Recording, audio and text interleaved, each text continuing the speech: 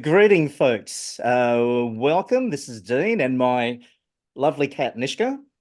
We have a wonderful guest today. When we think about folks who have traveled and they've had personal journeys, well, there's one journey I can think about, especially from Bulgaria to Japan.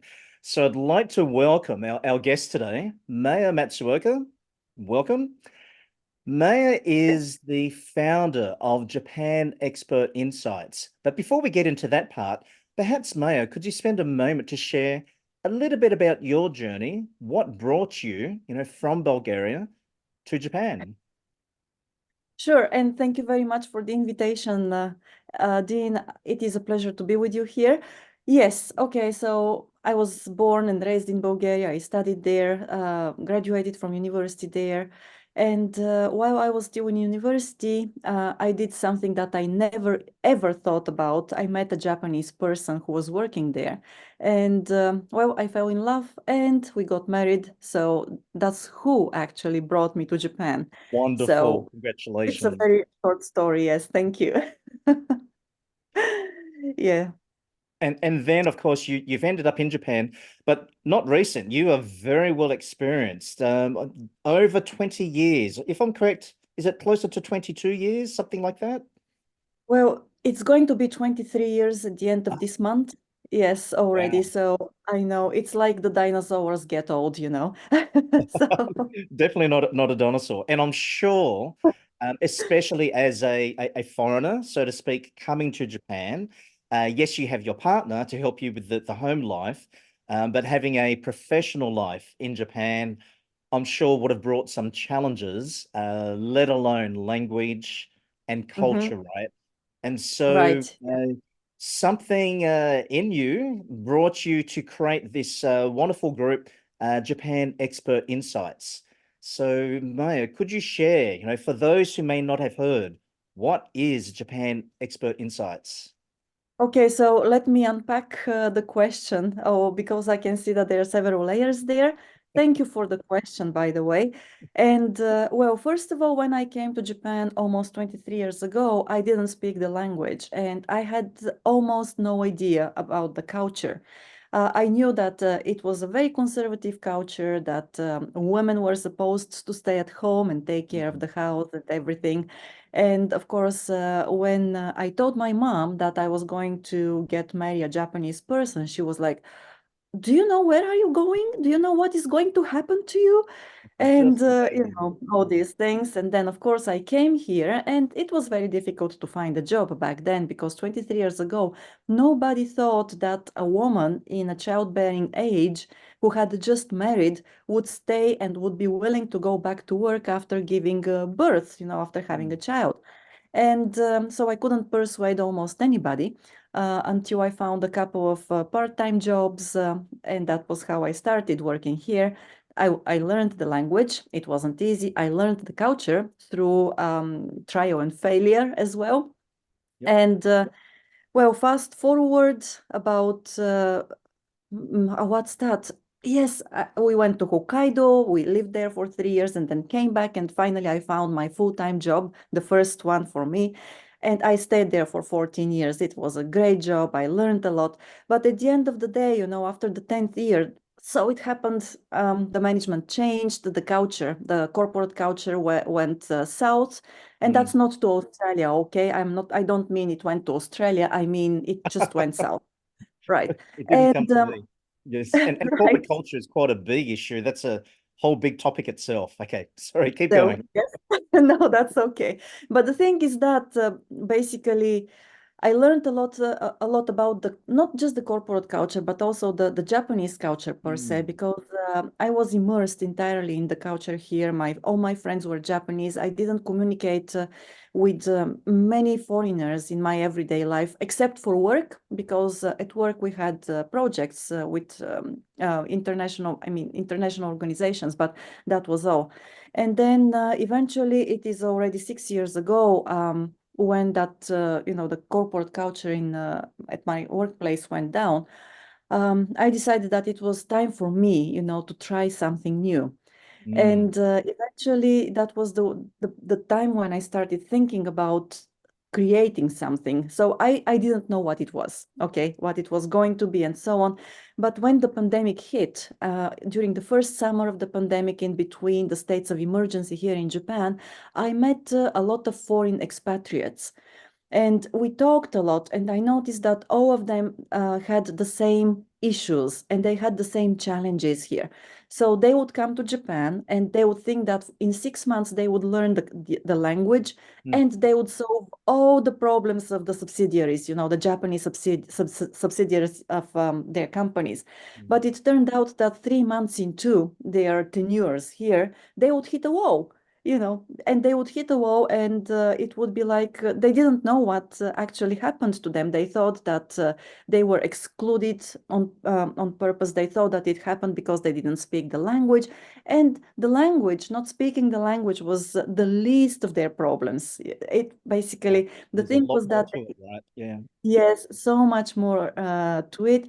And well, after thinking for a while, I thought that they were not prepared. They couldn't read the culture actually, because um, it's really when I say that culture is omnipresent, I mean that it penetrates every level of life. It Mm, penetrates every level of English, sorry, of business. mm, And then, if you're not really well versed in the cultural values and how they are expressed and how they are observed and achieved in a certain country, then it's really difficult for you to feel that you're part of of the environment, that you really fit there. And well, I thought maybe, I can help these people, the expatriates, by creating a platform where we could share, long-term Japan hands could share their experiences of living and working and doing business in Japan. And that's how it started. So, yeah, fantastic. And I can only imagine that wall where, as you mentioned, it's not all about the language and culture has so many levels. But as you mentioned, a lot of these folks coming to Japan hitting that wall. So mhm. to be able to recognize that need and provide some resources, right? So I know you do a lot of work every week. There's a lot of activities you're very consistently engaged with podcasts, writing. I guess what could I say, kind of like business consulting as well. So what would be a quick summary of some key points that you do to help people get through this block that you've mentioned? Well, the first thing, and I think that we just talked a little bit today about this, is that Mm, when you go to a different country, mm, different from your own native country, and especially in Japan, you have to be very open-minded, ah, because it's very easy for everybody, not just for people who come from the Western world, but for everybody to think, oh, I am the one who does things in the right way, mm, and not my host country or my host culture and so on. And that's because we have grown up with to believe that what we do, or how we do things basically is the only way, and it is not, right? So, and of course, in every country, every culture, they have different reasoning. They are different, also, once again, values. And that's why I always say, be really open-minded and mm, stay open-minded. Also, be patient. Being patient is such an underrated, what's that, feature of, mm, of character. So patience, especially in Japan, it pays off thousands of times. And another thing, of course, that I believe is very important, especially in Asian cultures, is that you need to show respect. You always have to approach everybody and everything with a very high dose of respect, and show it as well, so that people feel it. And when you approach well, every challenge or every issue here with these three things, I'm sure that things become much easier. But this is just the very beginning, because there is a long, long list of things that people who come here to do business, to work for Japanese organizations or even non-Japanese organizations in Japan, they need to go through, and it is not easy. It takes time, but it is exciting and it is rewarding at the end. I think that's very, very fascinating as well. And definitely, if from what I know of Japanese culture especially, it's not about what is spoken, not necessarily, and Yeah. silence can be a big thing as well, right? The Yeah. message of what it is not spoken, but definitely the patience that you mentioned, and of course the respect. It's about the respect for the relationships as well. That has a very big impact. Okay, so then when you've put this all together, and you've got some colleagues, I guess, experienced folks, living in Japan, doing business, and of course understanding the culture, there must have been Mhm. some challenges along the way.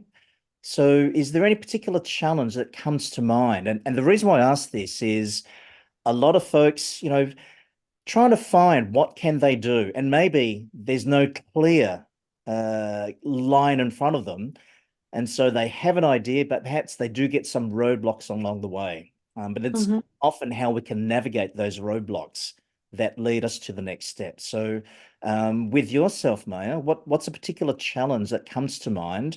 And of course, what could we learn from that? Yes, well, that's a great question. And if I start, answering it in depth, probably I'll take a week or so to answer it. But so Mm, one of the things is that we personally, I think that we have to be learners throughout mm, and learn all the time. And even when there is something difficult and when we don't understand what is happening to us and why it is happening to us, so it's better once again to keep an open mind and try to find the reasons why, because most of the time there is a reason behind it, and learn from it. And when you learn from it, you may not use this knowledge up until 2 or 3 or 10 years later, but it stays with you. And this mm, becomes part of the wisdom you accumulate throughout your experiences. And at the end of the day, when I look back, I now understand and I realize that dots connect backwards.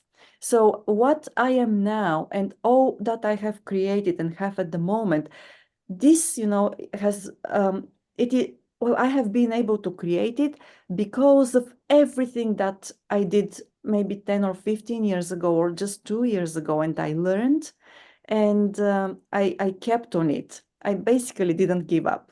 I think that the most important thing is that whatever the challenge is, don't give up, keep going and try to store that knowledge, and turn it into, that secret stash of wisdom in your mm, brain, in your heart, and believe that things really work out at the end. mm. I know I'm naturally an optimistic person, but I think that without optimism, it's very difficult to achieve what you have in mind and what you want to achieve. So keep going, keep learning, storing that knowledge. And then at some point of time, you'll be there, you'll get there. Fantastic, Maya. I was actually going to ask the next question in mind, but you've actually well anticipated that one about, a key takeaway. But I think that pretty well sums it up. No matter the challenge in mind, having that optimistic mindset, that framework, keep going, continually learn, reflect, and maybe some of the issues are not necessarily about the other person, but it could be Mhm. something within ourselves as well. And the other part was about that accumulation of experience, whether it be 5 years, 10 years, 15 years, that's where the wisdom comes, right? Okay. Yes, So indeed. thank you very much, Maya. And I'm sure there is so much more that can be discussed. So perhaps there's an opportunity we may be able to catch up for future chats. But I think, folks, this is a great example for those looking for their why or wanting to get some inspiration for their journeys. A simple sharing that Maya has shared. And I guess it wasn't an easy journey, right? It took time, it took effort and Took time. support from trusted And friends. also it created, quite a few wrinkles as well, and white hair and so on. So yeah. Well, that can happen. My tip on that case is keep short hair because then the grays are hidden. Oh, that's a good tip. Yes, I'll consider that very Okay. positively. Okay. Yes. Well, Mar, thank you very much for your time.